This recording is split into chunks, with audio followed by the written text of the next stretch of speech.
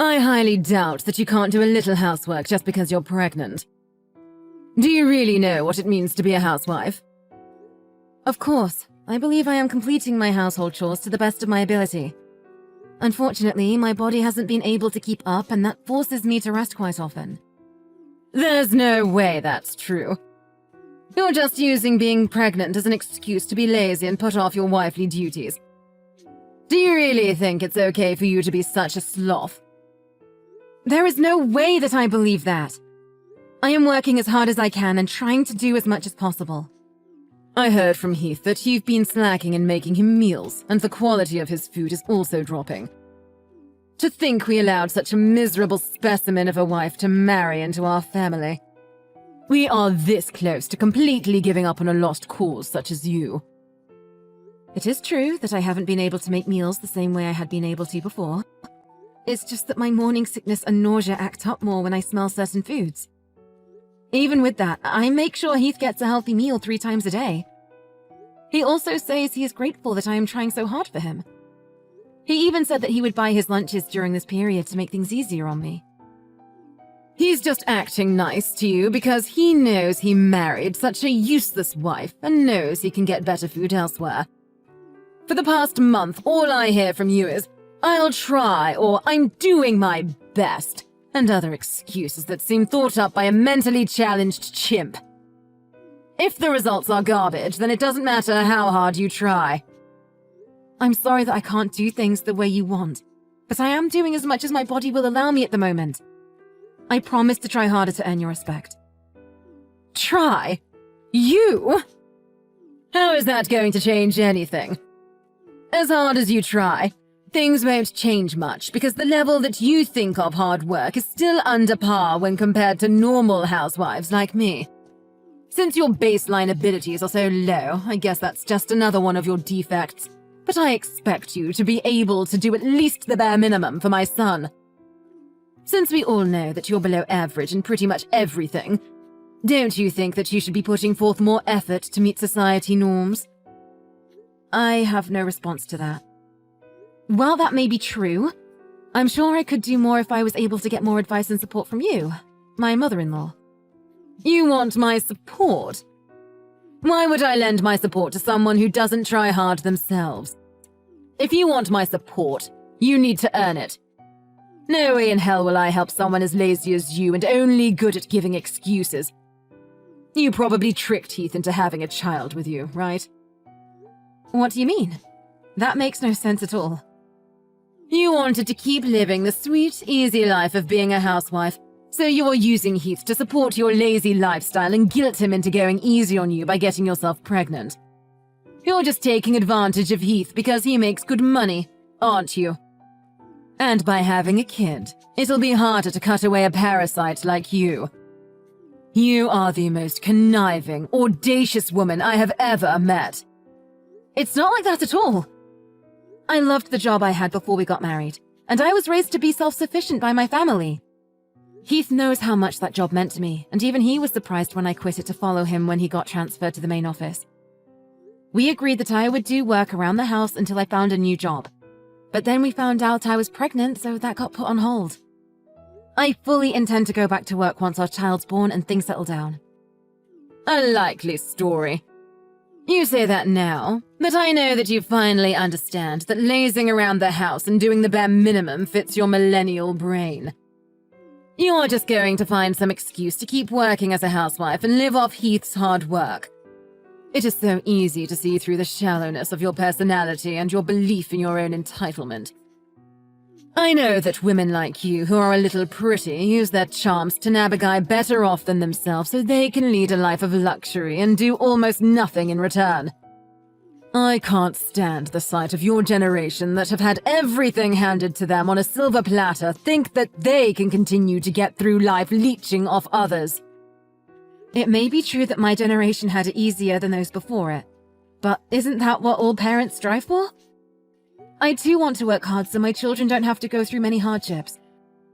You say a lot to me about being a housewife, but aren't you one as well?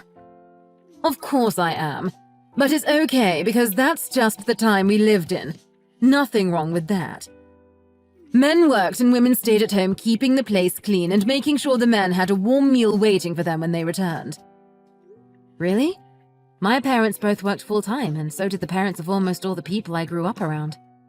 That just shows the difference between our white-collar world and your blue-collar existence.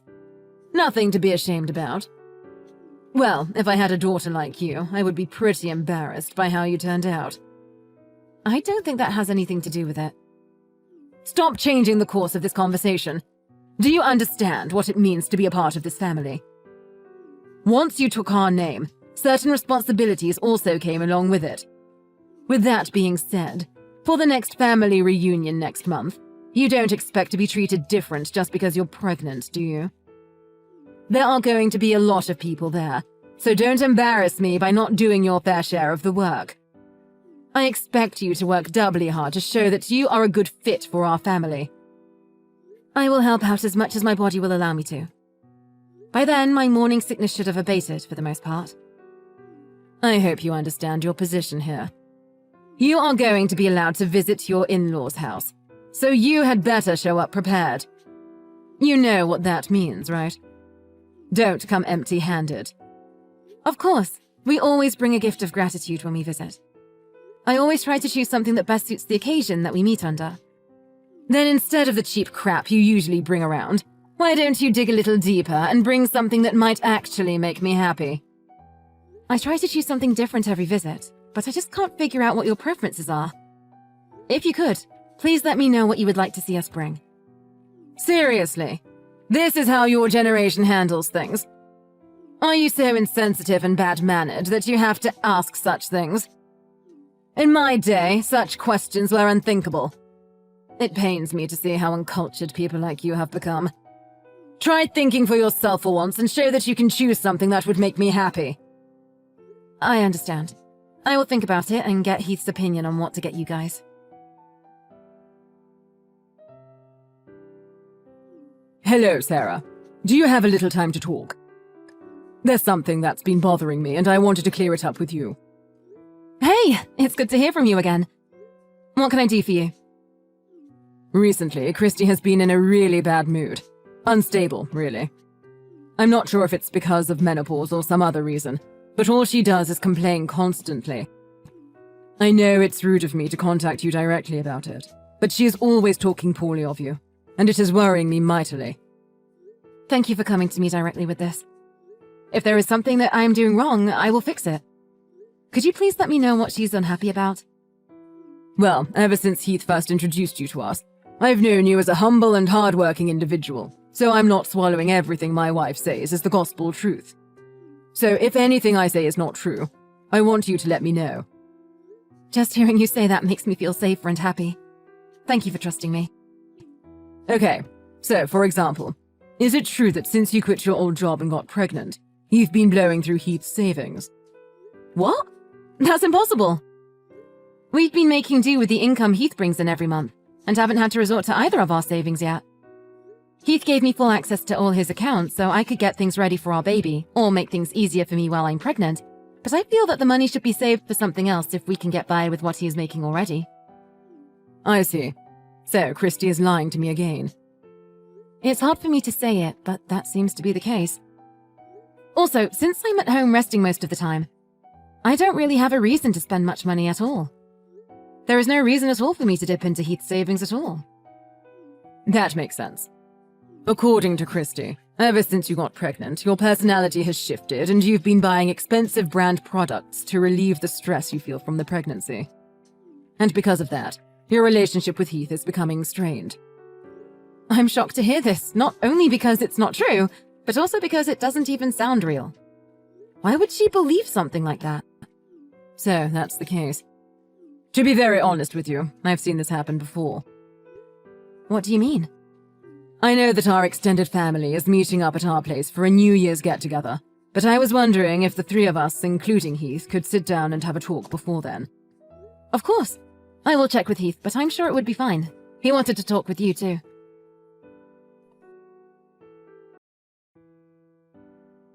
Your face was priceless. The expression you had after getting a pint poured over your head was hilarious. I wish I had a camera for it. I would frame it and put it up in our entrance so everyone could see the stupid look you had on your face. This is an example of a country bumpkin that decided to sit down for a minute instead of doing exactly what her mother-in-law told her to do. Would be the engraved caption under it. I only sat down for a minute. I didn't think that would enrage you enough to pour a whole mug of cold beer on my head. Did you really think you could take a break just because you're pregnant? How weak are you millennials anyway? It's in our house rules. Wives need to be eternally on their feet, ready to work. As soon as you decided to marry my beautiful boy, you agreed to live by my rules. So I expect you to work regardless of your physical well-being. I was helping out the entire day without rest. Not even being allowed to rest for a minute is too harsh. This is supposed to be a family, not an Amazon warehouse. It was like this when I married into this family, so I expect you to follow the same rites of passage. It's even within my authority if I decide to knock you to the floor when you are in my way or moving too slow. Are you serious?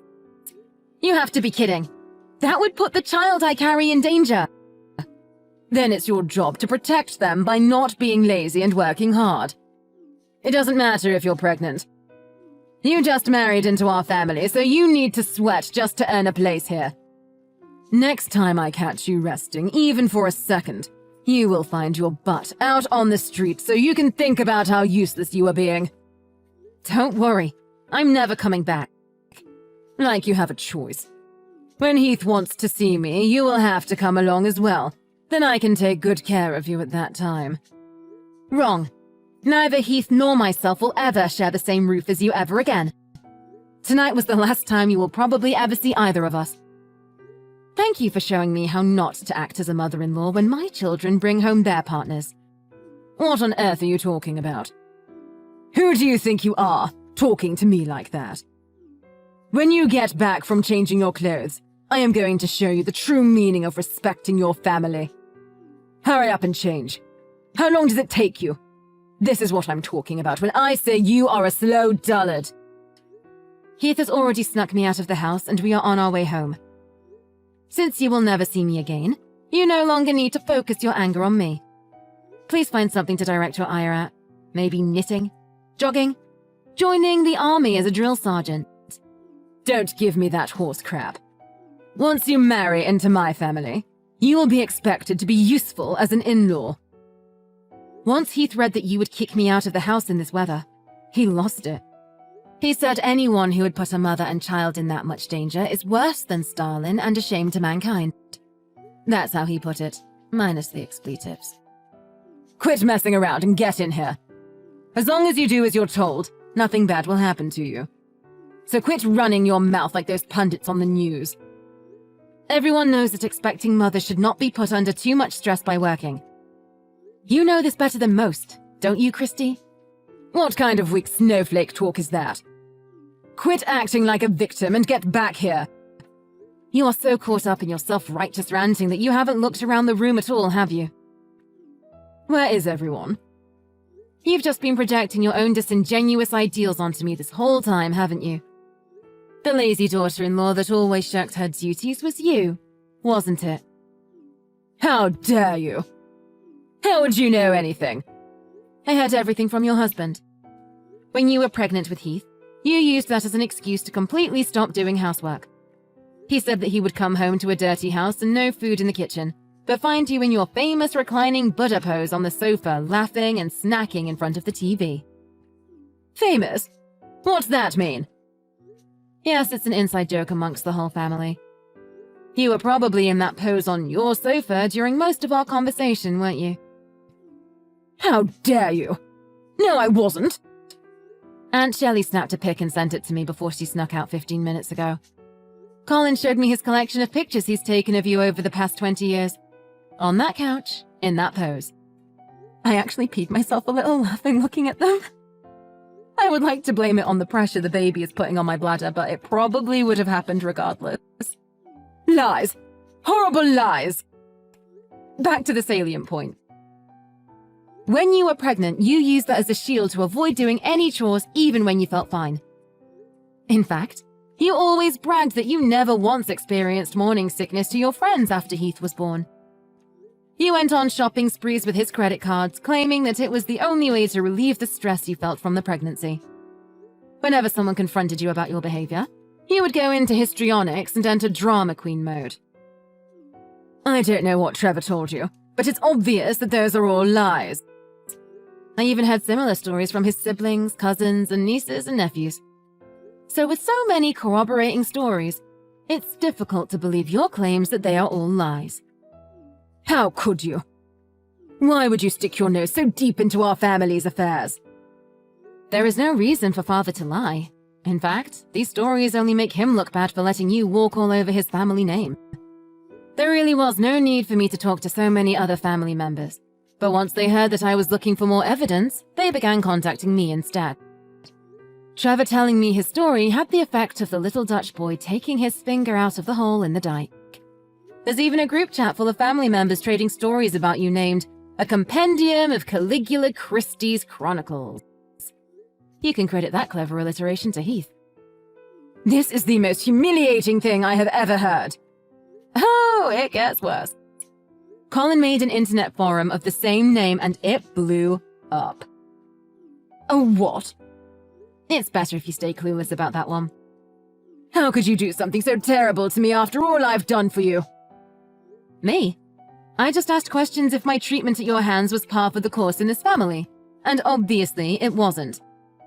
How dare you put me on the spot like this? So what if it's true? What are you going to do about it? I'm not going to do anything.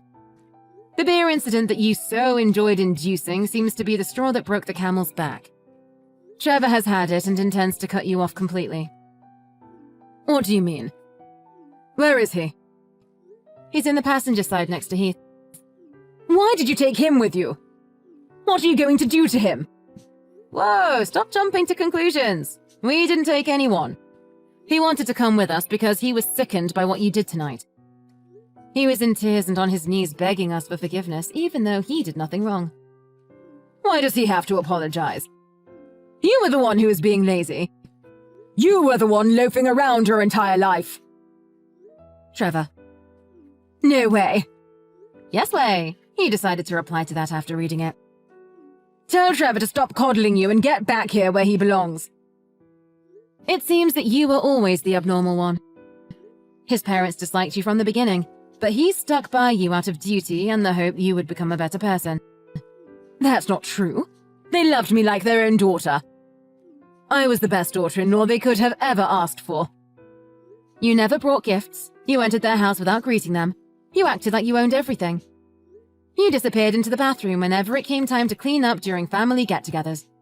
You talked down to everyone like it was your right because you married the eldest son.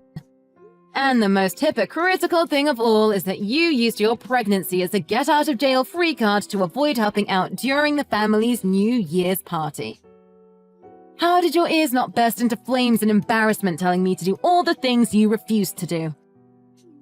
That's not exactly the way I remember things, but it's possible something like that may or may not have occurred in such a way at one point in time if viewed from a certain way in a specific context. You could have made a fortune as some politician speechwriter. You even bald-faced lied to me that you were treated the same way you were treating me. Trevor's family was nothing but accommodating to your selfish outbursts and diva-like outlandish actions. Then you had the gall to force all your work onto your son's pregnant wife. Well, I'm not young anymore, so it's only right that a younger person works harder than an older person. You are only 46. My mother and aunt are in their 50s, and they still work full-time jobs in addition to doing house chores. I think I have arthritis and cataracts, so it's dangerous for me to work too much. Well, new excuses. I've had enough. I am tired of your bullying. Father, Heath and I are done with your indolent and reckless behaviors. So before you can harm me or the life I carry within me, we will leave your life. Wait, what do you mean by that? Speak more clearly. Come back here and say that to my face, you coward. I already said that I will never share the same building with you again. Heath and Father won't allow me, and I don't want to. None of us want anything to do with you anymore. Trevor will return in time, but when he does, it will be to make sure you leave his house. What? Why do I have to leave my own house? He's done with your erratic, hypocritical outbursts. He said he was fine overlooking your behavior up until now because it only made him look bad and didn't directly hurt anyone. But once you threatened the happiness and health of his son's family, you had gone too far. Fine. So as long as I let you ignore doing housework around here, it'll be fine, right? That is the least of the issues you've perpetrated. Dumping cold drinks on a pregnant woman and threatening to kick her out into the winter cold are actions of a psychopath that are unacceptable in any society. Trevor says you need to look back on your actions and live your life accordingly. Okay, I get it. Tell him to stop blowing this out of proportion and come back here so we can talk things out amicably. He's reading these messages himself and he says he has nothing more to say to you. He wants you out of our lives before you can hurt his grandchild. Fine. I apologize. Tell him to forgive me and come back home. Your narcissism really has no bounds, does it? You really don't see the double standards you set for yourself and other people, do you? What are you talking about? I treat people the way they deserve to be treated and expect people to respect me the way I deserve to be respected. It's only fair. This is the self-centered behavior everyone is talking about. I have decided that in order to protect my child from your poor influence, he will never see the face of your future grandchild. Heath says that you will never see him again as well. He says that this is the most judicious path we can take to keep our new family safe from you. Your conceited, egomaniacal actions up until this day have led to this conclusion. You've had an easy ride up until now, so it is high time that you learn how to work for your meals.